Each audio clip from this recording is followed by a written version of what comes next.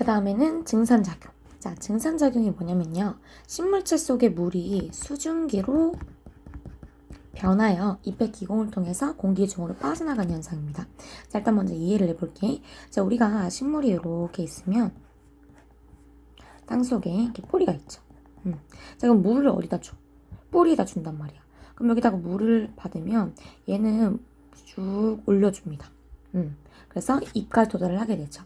그 다음에 우리 잎에는 뭐가 있지? 기공이 있어. 기공은 기체들이 드나들 수 있는 통로라고 했었죠.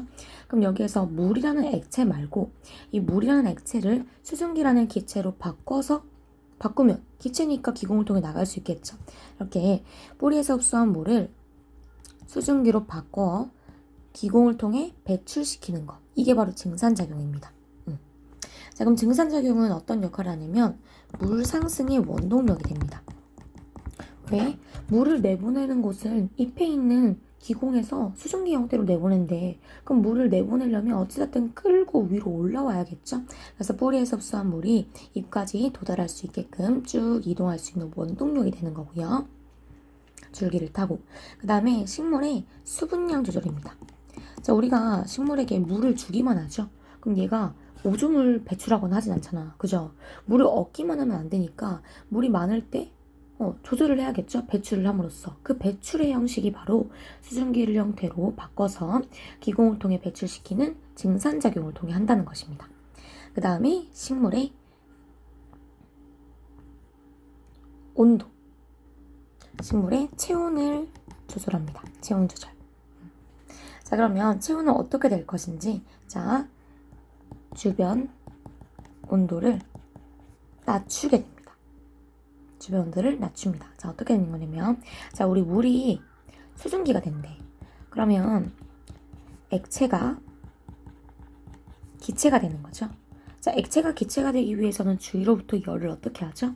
흡수해야 됩니다.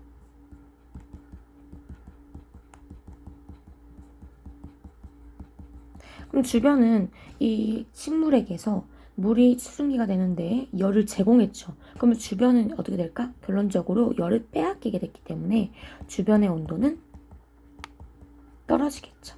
그래서 주변의 온도를 낮추는 기능을 하게 된다. 이렇게 이해해 주시면 되겠습니다. 물이 증발하면서 주변의 열을 흡수하기 때문에 식물과 주변의 온도를 모두 낮추는 것이죠. 자, 그럼 증산작용은 어디서 하느냐? 잎의 기공에서 합니다. 기공에서 기체들이 드나들 수 있다고 했으니까 기공이 열릴 때 증산작용은 활발하게 일어날 수 있겠죠.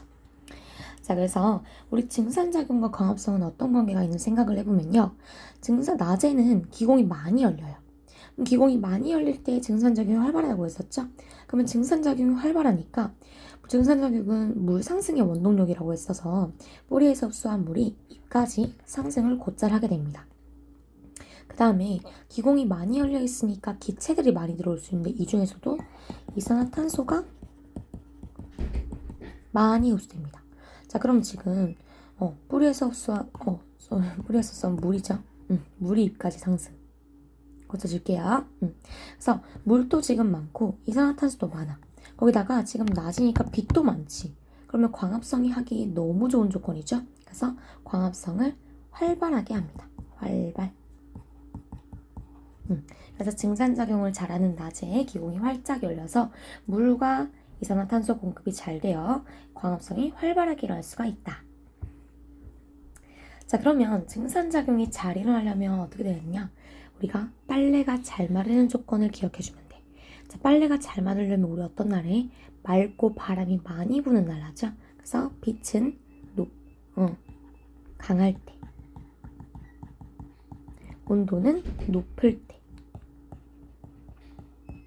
바람은 잘 불 때, 습도는 어떨까요? 습도는 낮을 때 빨래가 잘 마르죠? 그래서 이렇게 증산작용이 잘 일어나는 조건이 됩니다. 자, 그럼 이런 식으로 우리가 실험을 하게 되는 문제를 많이 보게 될 겁니다. 자, 그러면 일단 먼저 가와 다를 비교해 볼게요. 가는 잎이 있고 다는 잎이 없어. 그럼 우리가 잎에 있는 기공에서 증산작용을 한다고 했으니까 가는 증산작용을 활발하게 할 수 있는데 다는 거의 못하겠죠. 그래서 가와 다를 비교하면 증산작용은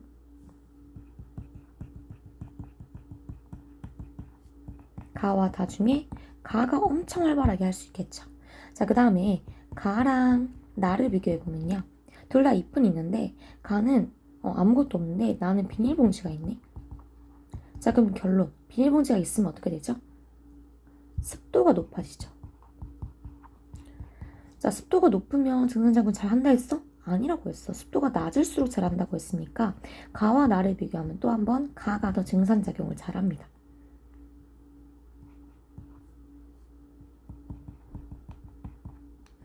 증산작용 비교를 이렇게 적어줄게. 자, 그럼 결론적으로 가보다 다 순으로 증산작용을 잘하게 되겠죠. 자, 그러면 증산작용을 잘할수록 수면의 높이는 어떻게 될까? 증산작용을 잘할수록 물을 끌어가 버리죠. 그럼 잘할수록 수면의 높이는 낮아지는 겁니다.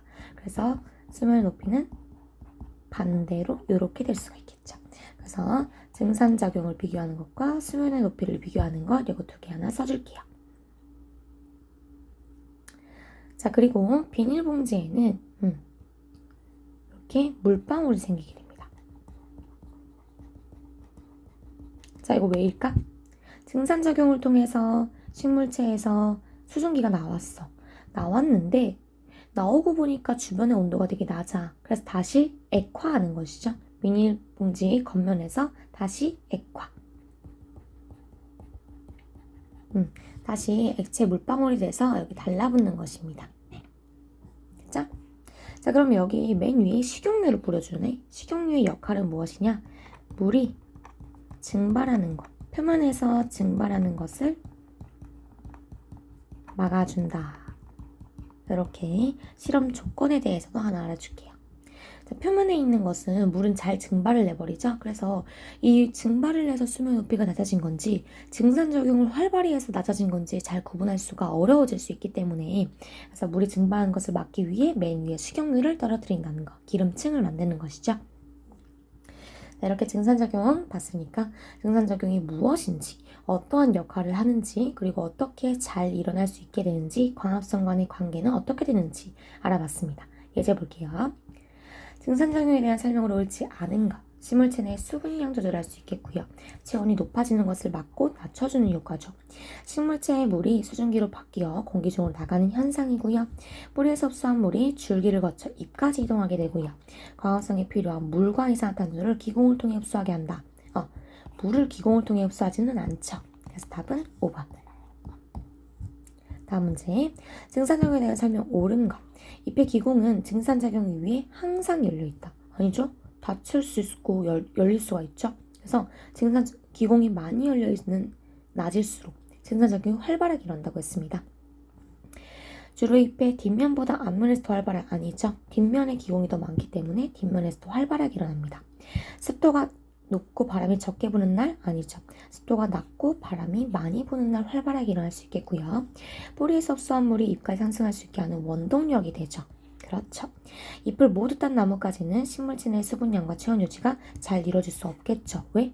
식물체 내 수분량과 체온 유지는 누가 해? 증산작용을 통해서 해. 근데 잎이 없으면 증산작용을 활발하게 할 수 없기 때문에 잘 일어날 수가 없겠죠. 그래서 답은 4번. 다음 문제. 같은 양의 물이 담긴 시험관을 잎이 달린 가지 가, 잎이 없는 가지 비, 그 다음에 장치했고 2시간 동안 햇빛이 있는 곳에 실험을 했고 옳지 않은 것 2개 고르라고 합니다. 물이 가장 많이 남은 시험관은 증산작용을 가장 못한 시험관이니까 B겠죠. 시험관 C의 비닐봉지에는 물방울이 맺히게 되죠. 그래서 이거 수증기로 나온 기체가 다시 액화해서 물방울이 맺히게 되는 겁니다. 증산작용이 잎을 통해 일어남을 알 수가 있는 실험이 되겠죠. 잎이 있고 없고에 따라 증산작용을 잘하고 못하고가 결정되니까. 식용유는 물 표면의 자연 증발을 막기 위한 것이죠. 그 다음에 A와 B를 비교하면 습도가 높을 때 증산작용이 감소함. 이거는 A와 C를 비교함으로써 알 수 있는 것이죠. 그래서 답은 1번, 5번. 그래서 실험 조건에 의한 결과도 어떻게 알아주는 거 중요합니다.